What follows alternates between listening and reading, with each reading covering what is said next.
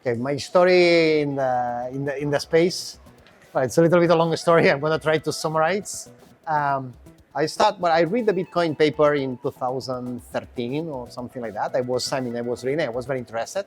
Actually, I tried to build smart contracts with Bitcoin. At that point, it was kind of a pain. I mean, you discover that most of the scripts, well, all the scripts almost don't work and was very difficult.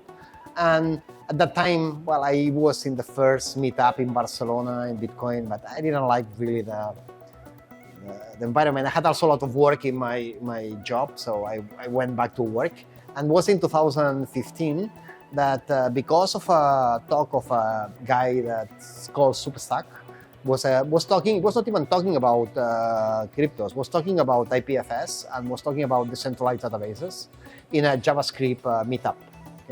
And then it was super interesting topic, and in the weekend I start looking at it, investigating, and I just get possessed. I'm just like a drug. I start reading.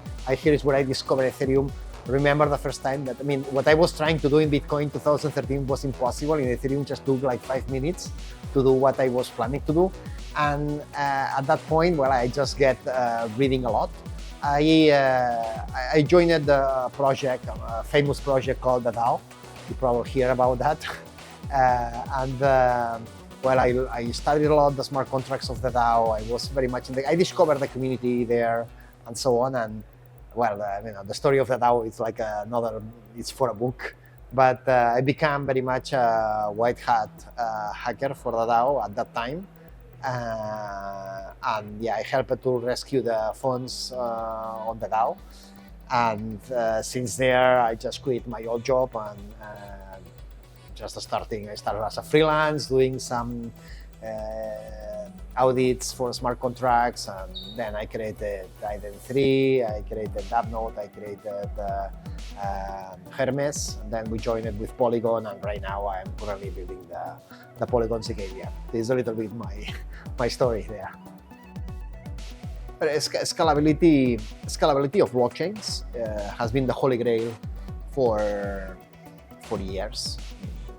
The goal of Bitcoin was to scale Bitcoin from the beginning, and Ethereum happened, and the goal of Ethereum was to scale Ethereum, and Ethereum was Ethereum was created without knowing what would be the scalability solution, but Ethereum was built thinking to be scalable, and a lot of research has been spent in Ethereum to do it, to make it grow and to go to the final people. At the end is the goal of these technologies.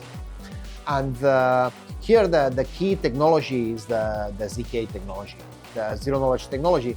Probably the zk is not the best way. I would call it more the validity proof, because at the end, the validity proof, what allows you is to verify a huge computation, so computation in constant time, in very few milliseconds, and no matter how big is this computation.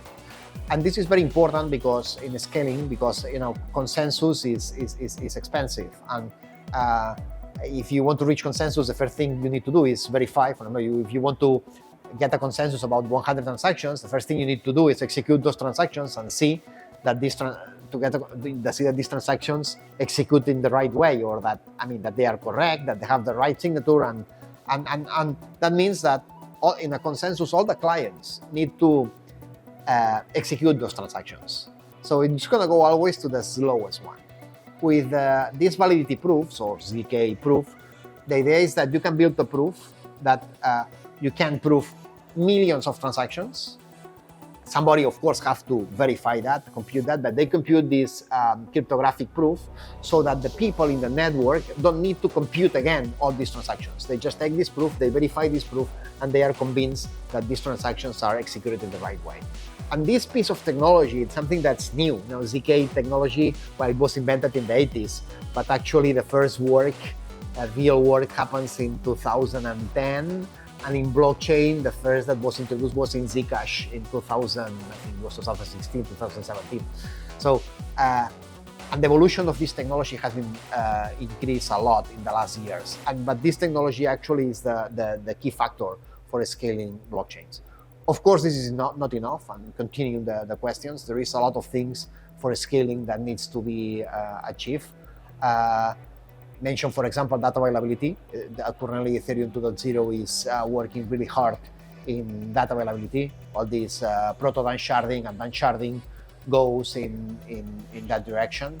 Of course, is the centralized sequencers, and decentralizing the sequencer is another hot topic. But there are other things that, in order for this technology to be available, are important. Here we are talking about usability, security. I mean, there is a lot of work to do there. How you recover, recovery, all the content abstraction. I mean, there is a lot of things that needs to happen for this technology to be mainstream. But definitively, we are running. If you're inside, it looks like the things go slow. But when we see that in a historical perspective, 5 years is nothing, and here goes super fast. Look, regarding the words, we are creating something new, so it's important to define some concepts so that we agree. But this is just a communication tool, so I mean, we can say L2 or we can pick a name. I'm not good even picking names. So for me, this is just semantics. Regarding the advantages of the zk of the Polygon zkEVM, well, actually we are the only zkEVM that's running in production, and here I want to explain that very clear. So zkEVM means that's Ethereum virtual machine. So the cool thing of the Ethereum zkEVM is that you don't need any special tooling. You just get hard hat or any tooling system, Remix or whatever you want to use. Just create your smart contract. The smart contract that you already is running in Ethereum, you just take it, you deploy it in the EVM, and it works exactly the same. It has this equivalence, is opcode compatible, and this is, so it's exactly the same that Ethereum. That's the essence of the zkEVM, is that EVM. And currently we are the only one that's compatible, that has this zero friction for the user, and this is what makes the big difference between other rollups out there. Yep, We did it. Perfect.